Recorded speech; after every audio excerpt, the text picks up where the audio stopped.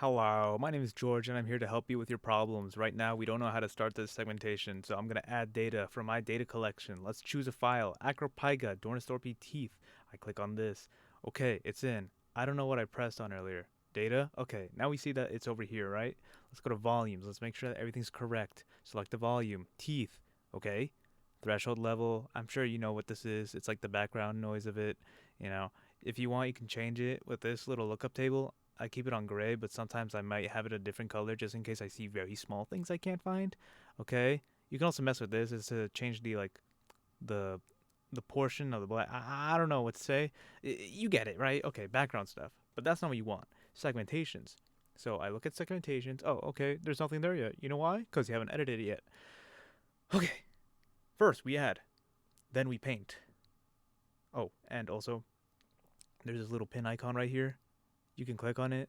Click on the square. It should give you thin. That way you get a ruler. I'm a little jittery. This is like my third time trying to explain this. So, what the heck? What is that? What the heck is that thing? What is that thing? Um, what can't? Okay, usually I press this button to lock onto it, and right now it's not locking onto it, which doesn't make any sense. But we press Show 3D, and there we go. These segmentation files will now show the 3D uh, paintings we show, because we want to see what we're doing. And if we can't see what we're doing, then what's the point of it? So I'm painting, and we're gonna paint like a basic outline of it, right? Make sure that all of these are painted in the same direction if you're gonna fill in between slices. What I mean by this is make sure you're painting on one axis. Don't have it painted like this, because if you fill in between spaces like this, it messes it up. So make sure it's one axis. And let's just say that, you know, this is what my tooth looks like. So we go to fill between slices, and then we press initialize. And then once we see all the parts that are selected, usually this one is like the reason. What I'm trying to say here is this is important. I forget what. Dr. Larrabee hates when I have this on override all, so just put that on allow overlap.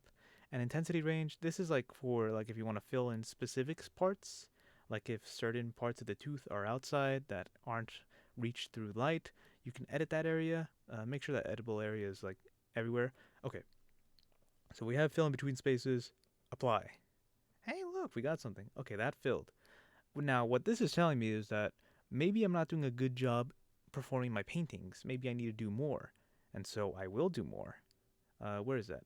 Oh, and also if you put sphere brush, it's a little helpful on discovering what axis you're focusing on rather than a two-dimensional paintbrush. It's kind of easier to see is what I'm trying to say. So right here, that's where it's connected. So I'm going to try and connect these by having thinner and thinner slices. I have a feeling this isn't working. I think I know why this isn't working. Because I changed the editable area. Yeah, there we go. And then we put another painting here. And why is it big, you might ask? Well, that's because I have the sphere brush on.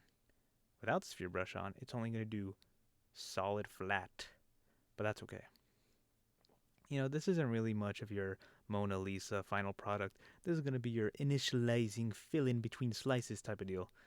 So we got a base outline. I don't really care. I just want to get this thing and show how cool this tooth is. This is kind of like overlapped, but these are like thinner. So so basically, you're gonna want to fill in between slices. Update if you really want to update. Apply. Yes. Okay. Now we're getting somewhere. This is looking more tooth-like than usual, but you know what do these other things do? I will tell you right now. If you're segmenting, the main three things you're going to be doing is painting, erasing, and filling between slices. You know, this eraser right here, boom, gone, boom, gone. You can also edit the eraser's erasability, so it can or cannot erase certain things. Um, let's see, what else do you need to know? Margin, hollow tool is good. That's more of a later type of deal. But usually in segmentations, we're just doing the fill in between slices. If we're doing hollowing, that's implying that, hey, dude, that's there. Let's hollow it out. So I press apply. Boom. It's a rectangle, but it's hollow. It's hollow on the inside. It's all that's what matters, right? Yep. You can also change like editable area so that's inside all segments. So if I like control Z that and like make that inside all visible segments, oh, the entire thing's gone. You know why? Because it's all visible. Scissors. Scissors are really good. Now, good things for scissors and also, hi Lola, is control left click changes the Z axis. Control, no, not control, shift and left click changes the X axis. And, oh, I guess if you had scissors on, that would cut. But if you had like this on, this is just for like other areas. Do do do do do do do do do do. Okay, space is like your last used. So let's just say we want to cut this out. Boom, boom, boom. Any other questions? Any other concerns? Logical operators, I haven't needed to use. Islands, not so much. It's just mostly fill and erasing and painting. Drawing, I haven't used at all. Threshold, I don't think I've used. Split, nope, never used, never used, never used. Nope, no, nah, yeah, sometimes. Sometimes too. Sometimes like when you have like something that you need to hollow out in the inside, and it's just like this is more like later thing. I already forget how it works, but I have notes on it, so I'll look at that later. Um. Okay, so let's say I'm happy with my tooth. Yay! I want to save it. Save. And this one would be the segmentation file, not the nerd file. The nerd file is what I think is the volume file. So we're just gonna put that in. Where is my downloads? There it is. Acropyga. Just, I don't know. Put that in there. And tooth. Compress. It occasionally does that. Make sure you always know where exactly it's going in the directory. It saves you a lot of time. Save. Hey, look. Ant tooth. And let's say you want to clear the entire thing and restart, but you don't want to restart slicer morph. Just close scene. Control W. Close scene. Add data. Hey, I want to look at that segmentation again. Was this? It's right there. And we don't even need the volume. We could look at it without it.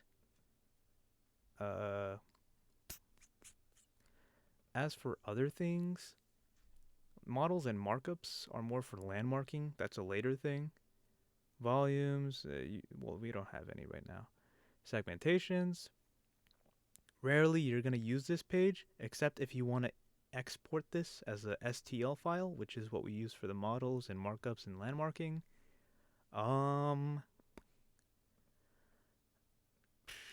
You'll be great.